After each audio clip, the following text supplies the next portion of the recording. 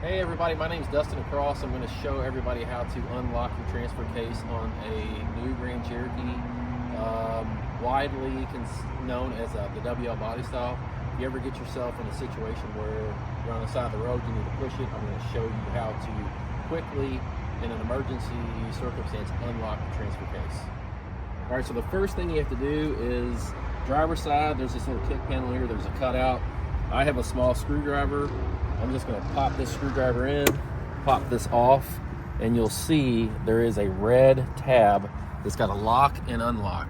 All right, so next step is you're going to remove the key, pull it out from the fob, take the key, and you're going to turn from locked position to unlocked position, and you'll see this comes out, and you pull this, and you can already see when this goes kind of limp, you can see that I'm already moving the car. Transfer case is unlocked. If you need to, now you can move the car. Transfer case is unlocked. After you're done, you're off the road, side of the road, whatever you want to do. You do want to make sure you lock the transfer case back.